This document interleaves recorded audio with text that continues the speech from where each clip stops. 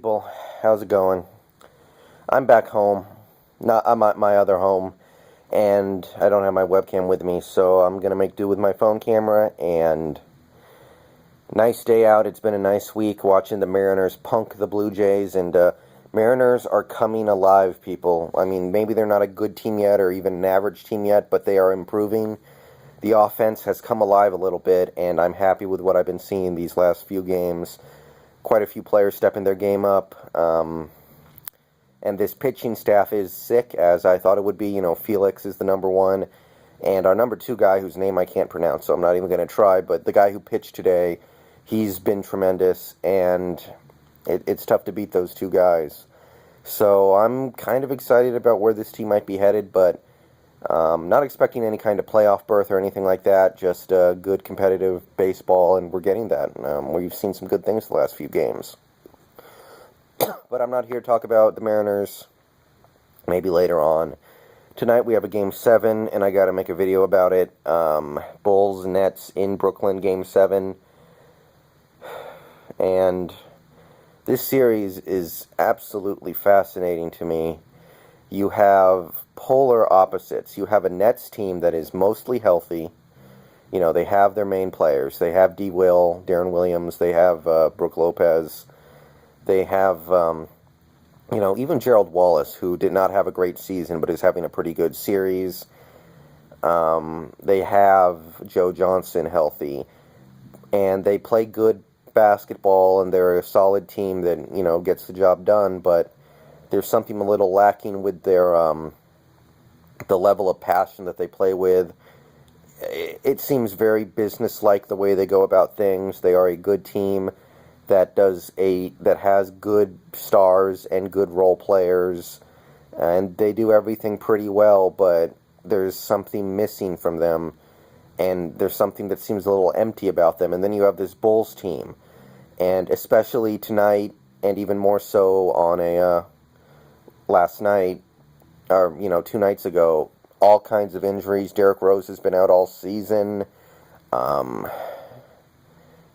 Noah has played this whole series injured. Deng is out. He was out Game 6. He'll be out tonight. Heinrich was out Game 6. He might be out Game 7. We don't know. Gibson is playing through a flu. Just a pile of injuries and problems with this team, but they fight, and they fight by maintaining defensive discipline. As long as they have Noah on the court, and, he's hurt, but he's still playing as hard as he can, controlling the middle of the defense, they have a chance against anybody. And as long as the rest of their players maintain defensive discipline within the Thibodeau system, anything is possible with that team. And to me, they don't have Deng. The Bulls do not have Luol Deng tonight, and they may not have Kirk Heinrich, meaning that there is a serious deficiency on that roster with ball controllers, ball handlers, people who can dribble. It's basically Nate Robinson, and that's about it. So Nate Robinson, he might play the whole game tonight. He might have to, or he might only be able to sit out a few minutes here and there. But he could go for 40 easily, and I don't think there's going to be much time for him to be able to really sit out. It's going to be a lot to ask of him. He's not a great passer. He's a score-first point guard.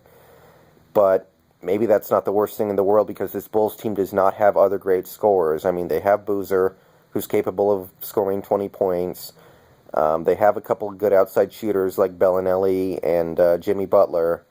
But, maybe having Nate Robinson go one-on-one a lot is not the worst thing in the world for this Chicago team. And I look for this game tonight to go to Chicago. I think they maintain their defensive discipline. I think they keep the Nets under 80 points. And I think the game is close at the end, and they let, Nate Robinson try to take them home. And looks like the Mariners game is over 8-1. Woo! 2 games short of 500, people. 4.5 games back in the division. Don't forget about us. And I'm not answering that. We've won 3 straight and 7 of the last 9. We've won the last 3 series. Keep an eye on that. But anyway, it's a lot to ask of Nate Robinson, and it's a lot to ask of Joakim Noah, or however you pronounce it, but I think the Bulls find a way to pull it out tonight. I think it's going to be close, come down to the last couple of minutes. And one key guy that I'm really looking for to have a big game tonight, and somebody who can justify the monster contract he has, because let's face it, he hasn't really lived up to that contract in his time as a Bull, is Carlos Boozer, because he's somebody who can dominate the boards and grab a lot of rebounds, and he's somebody who can do some scoring, and this Bulls team, without Luol Deng, really needs somebody else to score besides Nate Robinson, and I think it's going to come down to Boozer, and this is his chance to say, yes, I'm overpaid, but I'm not criminally overpaid. I am somebody who can help you get to a championship, so that's what I think it's going to be tonight. I have the Bulls, but by that token, if the Nets get out to a 25 or 30-point first quarter, then the Bulls already have to have these danger warning lights flashing in their heads, because if the Nets break 80 points in regulation, it's going to be very tough for the Bulls to keep up. I don't know where the points come from. But I'm going to stick by that. Bulls in 7. They go on to play the Miami Heat, and we'll see what we get from that. And that's my ESPN app letting me know that the Mariners have officially won. Woo. But Game 7. Enjoy it. Once we know who's going to win that one, I'll be making my round 2 video on my phone, and see you guys then.